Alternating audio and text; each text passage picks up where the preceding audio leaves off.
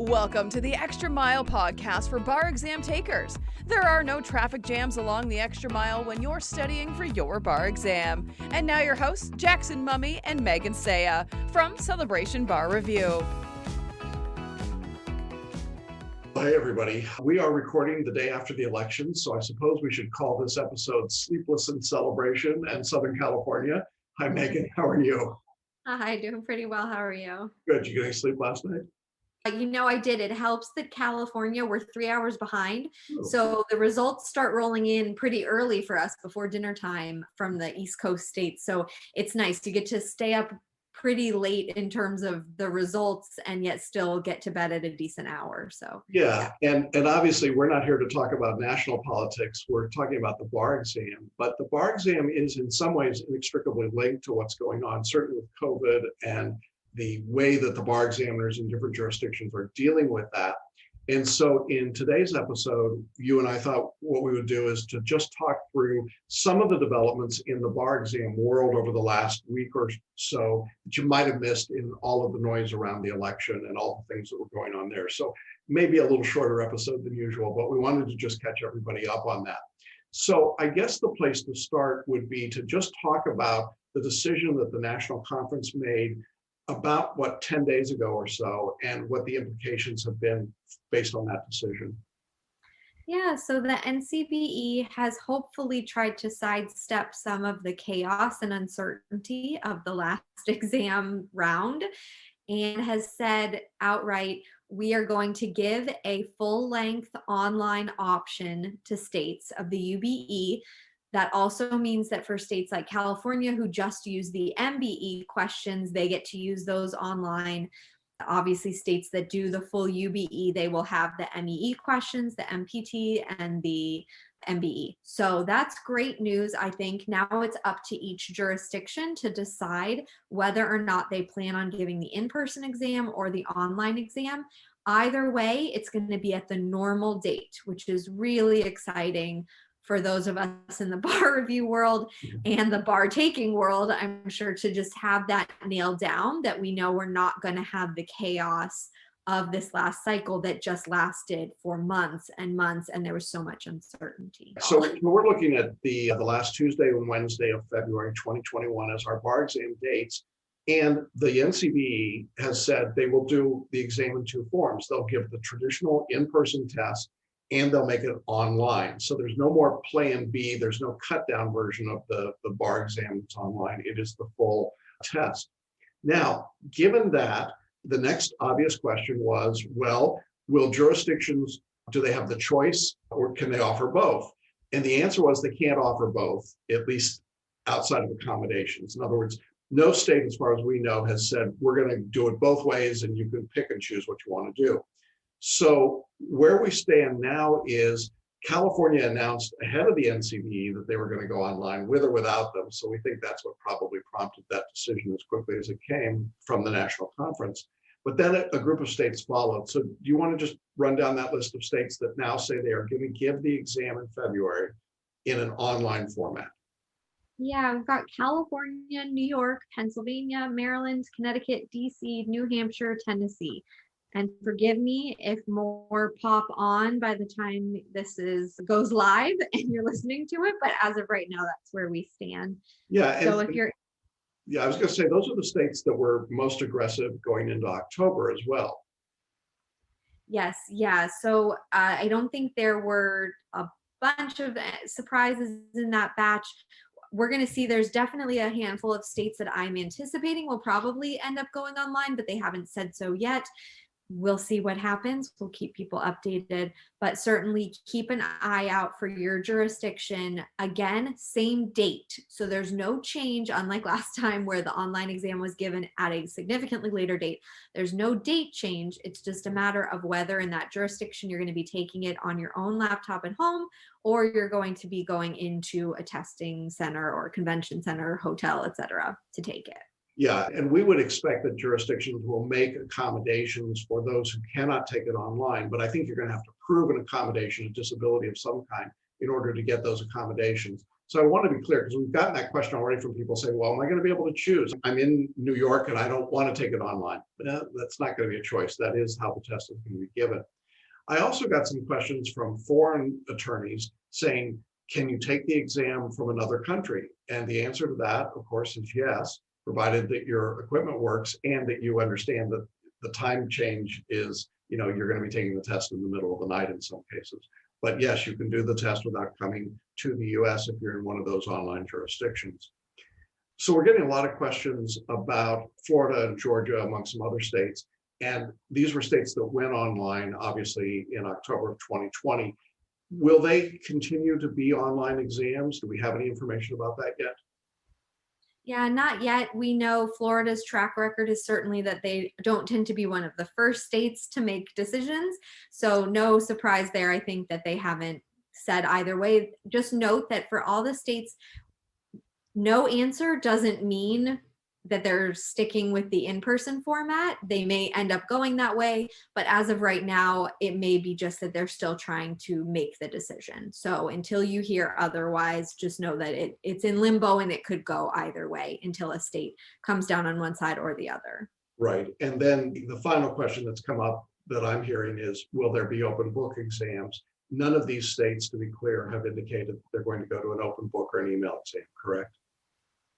Correct. And I think there are some questions about whether you'd be able to use the NCBE's exam in an open book format. That's a different kind of a situation.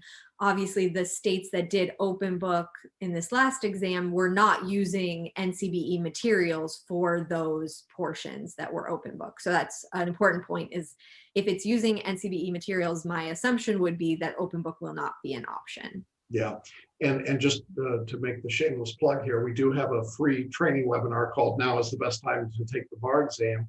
And in that webinar, we do talk about the current status of all the states and what's happening with their particular exams and what we anticipate in terms of online, open book, email exams, and so on. So you can register for that. It's, the button is in your show notes, or it's right here on the video. So make sure you check that out as well. Okay, so that's what we've got from the national conference and from the states. I would expect we'll see more and more states making decisions, certainly as they release results from the July, September, October 2020 exam dates. And of course, that's still rolling. We'll talk about exam results in just a few minutes. Obviously, one of the big states that we're getting a lot of questions about and it's made a lot of changes in New York. You want to catch us up on what New York has announced at this point? Yeah, so New York has said that they are going to be doing an online exam. And like last time, they are significantly restricting who is going to be eligible to register for the exam. So just like last time, they're doing multiple waves of enrollment periods. And so you need to figure out if you fall under the categories that are currently enrolling for the exam. And if not, they're not telling us, oh, here's what's coming up next. We just have to wait and see if you fall under the next category. So as of right now, they're in the first application filing period. This is until the 15th of this month. So it's going to be a little while longer. But there are two requirements. So, or two major requirements, they're saying, with multiple sub requirements. Yeah. Okay. So in true lawyer fashion, this is a very complex tree of who is allowed to take the exam. So first time JD candidates who graduated from an ABA approved law school in 2020 or will graduate in January or February of 2021, or who are eligible as pro bono scholars, and who did not take any bar exam in any format in any state during 2020. So what that means is that second part is for right now, if you've taken, so we'll get to you in a second if you're in October, but let's put that aside for right now. If you've taken a bar exam in 2020, no good. If you are not a first time taker, no good. If you are not a JD, no good. Okay. If you didn't go to ABA accredited law school and graduate in 2020 or are graduating in January or February of 2021, no good. So that's the first group of people who are allowed to apply right now. The second group is JD candidates who graduated from an ABA-approved law school in the US between 2016 and 2020 and sat for at least one prior bar exam in New York between July 2016 and February 2020. So that would be if you are a graduate from the last 4 years and you sat for a bar in New York.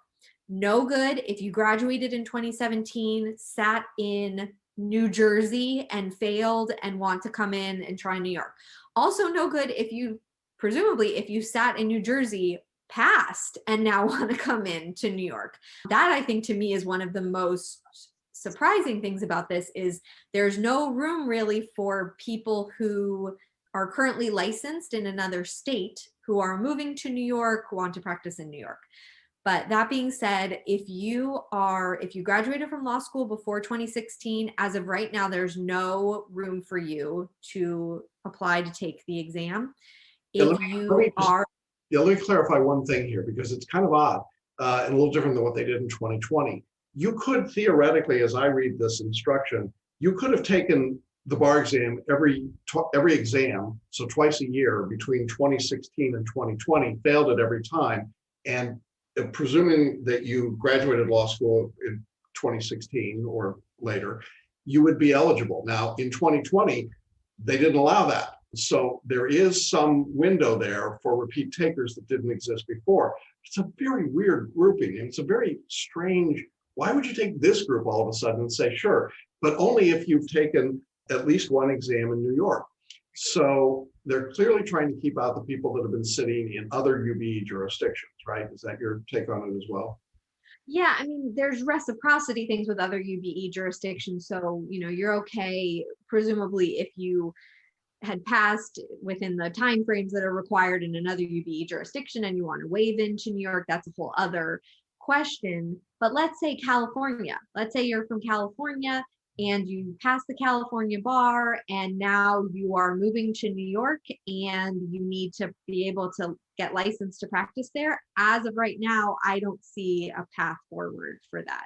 No, I don't think there would be. I don't think there's any way to do that. So I think now, instead of keeping out repeaters, and certainly if you graduated in 2015 or earlier, regardless of how many times you're taking the exam, you're just not eligible.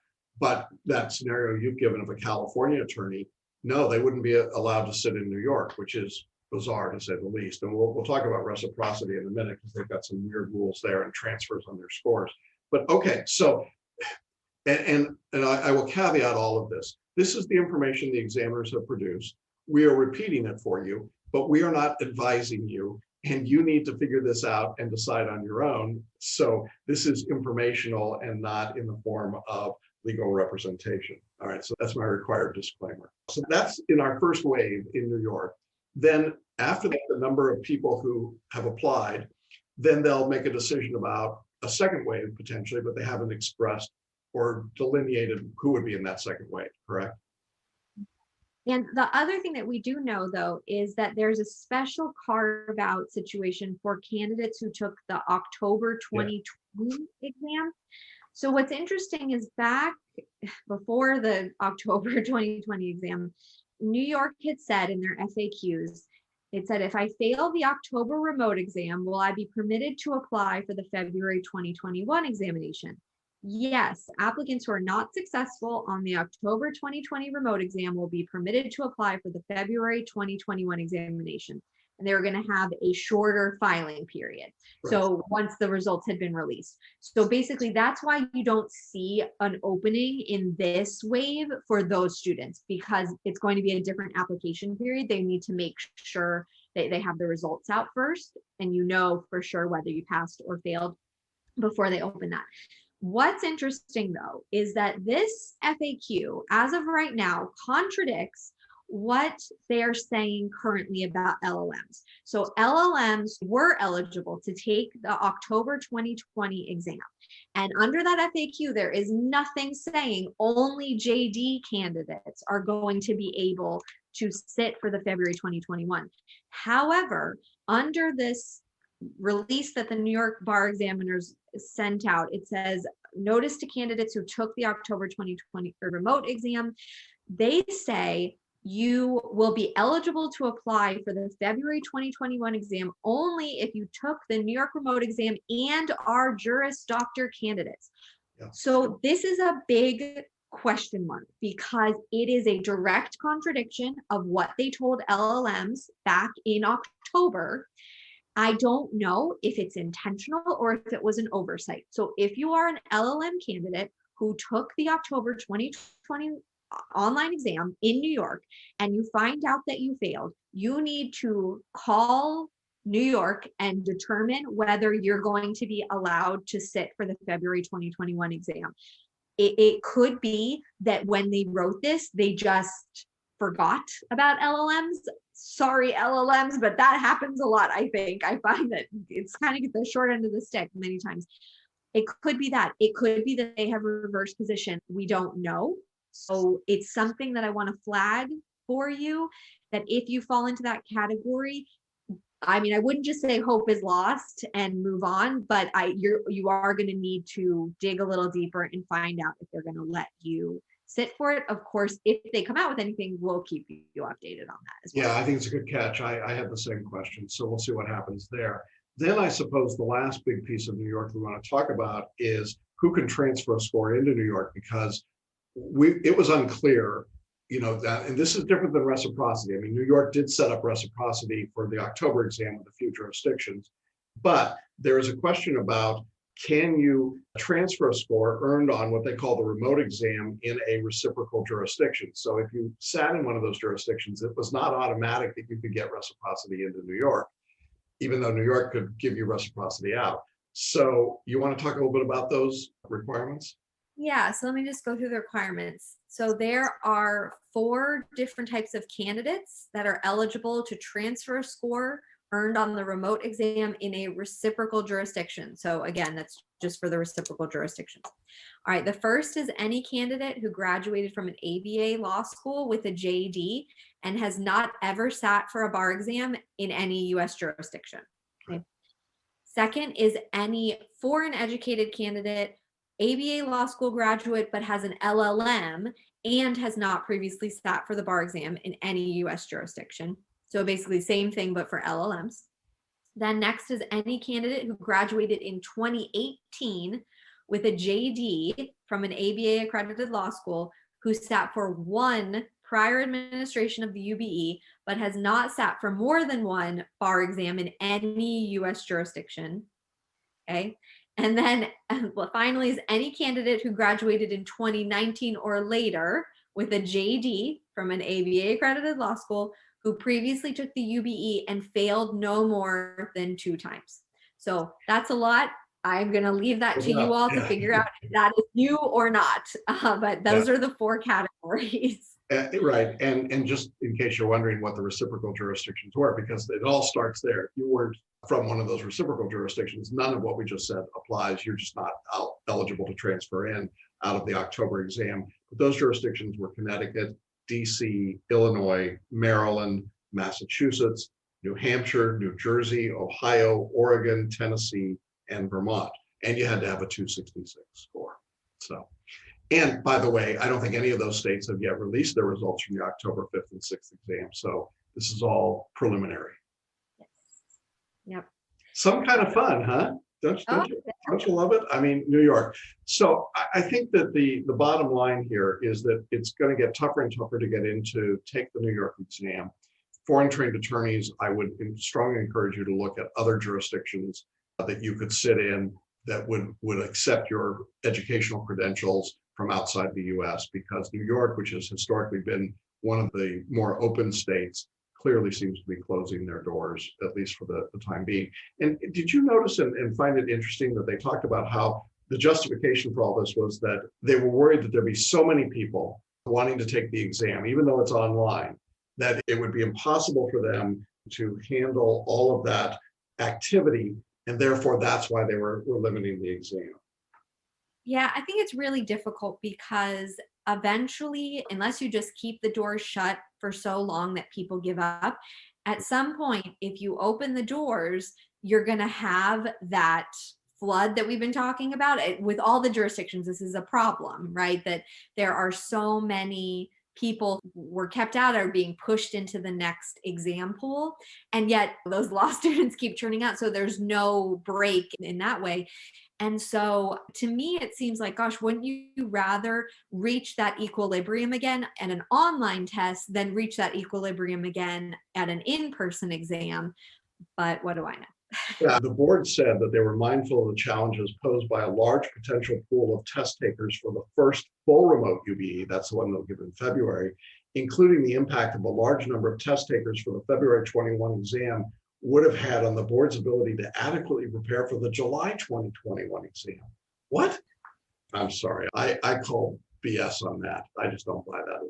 So there you go. That's what we know in New York. Lovely, lovely folks. And I think they are operating under the cover of darkness here to try and do something that obviously is part of some agenda to tamp down the number of applicants. And they're simply using the excuse of online and COVID, I think, as a way to do that. So it's my personal view. We'll see what happens. All right. That takes us through all of that.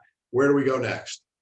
So I think we're getting a lot of questions from students. I'm sure this is pretty common across the board of, okay, if I'm in the UBE anyway, and it doesn't really matter where I take the exam, and then now with the reciprocity should be more like what we're used to seeing now that it's a full UBE exam, where should I take the test? Should I go online? If a jurisdiction is doing online, should I go to an in-person exam? Is there a difference, a benefit to sitting in the room versus doing it on my own? How should students make these kind of choices? Yeah, we are getting a lot of those kinds of questions. We've talked about this. We talked about it a little bit in 2020, in fall of 2020, as people were having to make some decisions. I think the criteria is still very much the same.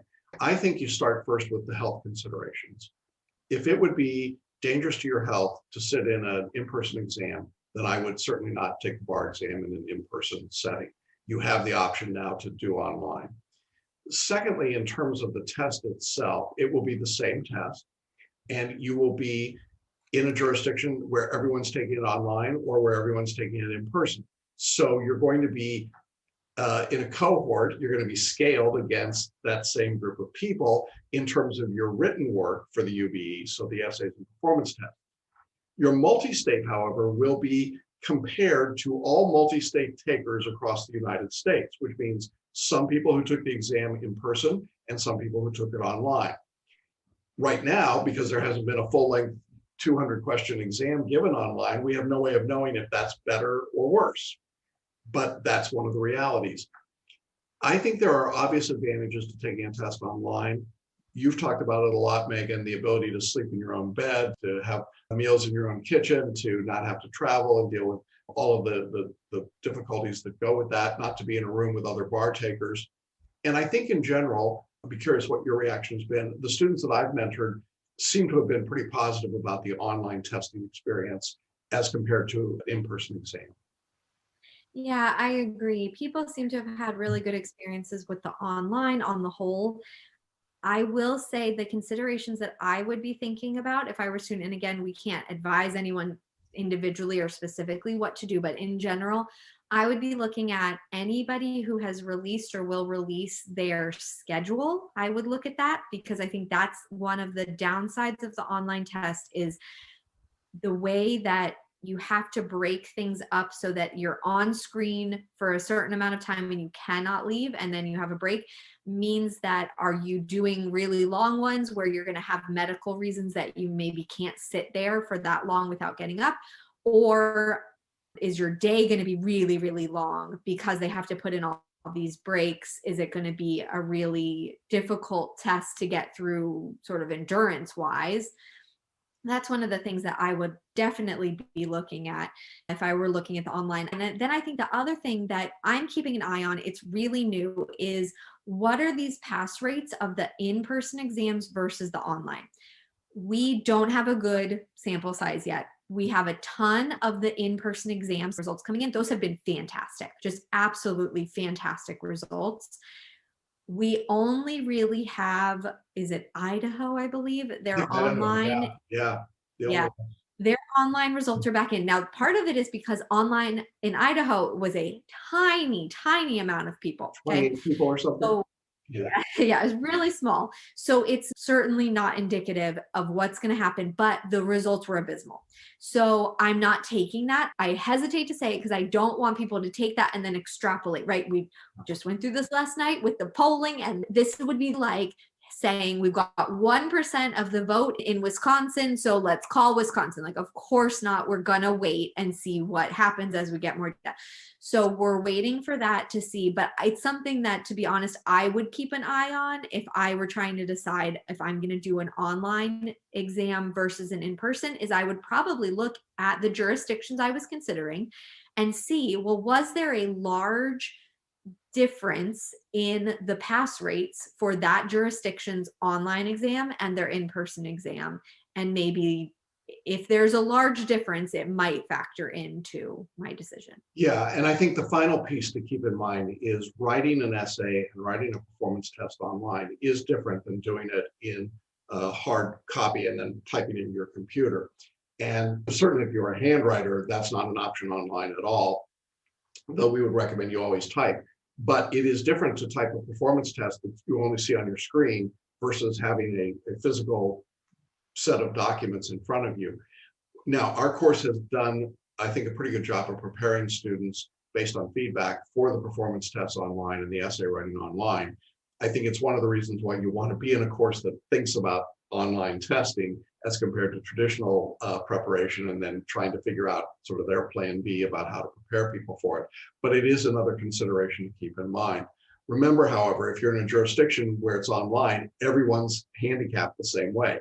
So the performance test will have a scale that's relative for everyone that's the same, because that's only being scaled really in that jurisdiction. You're not competing against people that then did it in person. So something else to keep in mind. And these are tough decisions to make. I would say look at jurisdictions and just see where you're comfortable applying, what the application looks like, the costs, as you say, Megan, the schedules, and recognize that if you're in the UBE, you've got a lot of choices. You're going to have 30 plus different jurisdictions. The only one that's really restricted right now in the UBE is New York. I think just about every other jurisdiction is pretty much wide open, certainly if you've graduated from an ABA law school. And if you didn't go to an ABA accredited law school, if you're in California, you're going to take a Cal Bar. That's it. And that's not the UBE. So I think that's where we are. You mentioned pass rates. Let's just briefly touch on, we did get one, I think, new set of pass rates in the last couple of days. You want to talk about that? Yeah, so they have been coming in, but I try to just highlight the big ones because I think, like with the Idaho, it's hard to take much out of these smaller jurisdictions or places where very few people sat for the exam. But we did get Texas's second, I believe, in-person exam. Gosh, it's hard to keep track. Anyway, one of Texas's September in-person, I guess it was their first. But the one in the hotel rooms, wasn't it? You went into your own hotel room and yeah, I believe so. Forgive me if I'm wrong. There are so many different administrations of this test that I have to keep track of. So, but we did get the September 2020 exam from Texas. This was in person. And Texas, this was the last go round for Texas to give, so still the online test, but their last go round of this section of giving the Texas bar as opposed to moving over to the UBE. So very interesting to see these before they switch over. But I think really great numbers coming out of Texas. The overall pass rate was 76.66%, which is, I think, fantastic. There were over 1,000 people who took that particular exam. And what I really love, because we work with repeaters, so that's really where my eye always goes, their repeat pass rate was 42.13%, which I think is really good. And we've seen that with these 2020 exams, we are seeing great numbers for repeat bar takers. And that's been a really encouraging part of this. I agree. And I think the reason we wanted to highlight Texas is the unique situation, which we're going to be able to measure the in-person exam on September 9th with the online test that they gave on October 5th. And because it's the same cohort of people, the test obviously looked different. There was a different number of essays. It was a lot of weirdness in Texas. But I'm going to be really curious to see what the pass rate is of the online Texas exam in October as compared to this in-person exam. It's one of the bigger jurisdictions where I think we're going to have enough data points to really be able to make some analysis about what it means. So we'll keep an eye on that. We're looking forward to those Texas results. But of course, most of the jurisdictions that tested in October will not be putting out results until late November, December, even January of 2021. So we'll keep you informed here on the podcast as those results come out. I think you can tell there's a lot that's been going on. While everyone was focused on national politics, there's been a lot happening with the bar exam. I wouldn't expect that to decrease at all over the next couple of weeks. Leading up to Thanksgiving, I think it's going to continue to be busy. Florida releases their results from their very odd October 13th exam. That comes out on November 20th. So we'll be watching for that. That'll be an interesting bellwether, I think, as well. Wild times, aren't they? Yes, yeah, definitely. But there's a lot of good news that I'm seeing throughout this. So definitely keep that hope alive if you took the exam already. And certainly if you're a February student, I think you're in a pretty good position overall to be able to have some choices. Yeah, and again, I just want to remind everybody that our free training webinar really digs in deep into why we think 2021 is the best time to take the bar exam. So if you're not yet decided about what to do, please join us for that. It's a 1-hour training. We wrap it up at the end with a live Q&A, and I think it'll be super helpful for you in trying to figure out what your options might be and where we go. But I agree with you, Megan. I am very optimistic about what we see. I think on the whole, things are going well. Our student feedback has been wonderful. And I think students in our course felt really, really prepared for their exams, wherever they took them and however they took them. So if you're thinking you got a lot of time to get ready for the February exam, not so. This is the time to get started for sure. All right, well, thanks for being with us. Hopefully the world will look clearer to us in a week, all the way around. And hopefully, at least here on the East Coast, we will have gotten some sleep. So thanks for being with us. Thank you for being with us, Megan. Appreciate it. Thanks for listening and watching the Extra Mile podcast for bar exam takers at celebrationbarreview.com.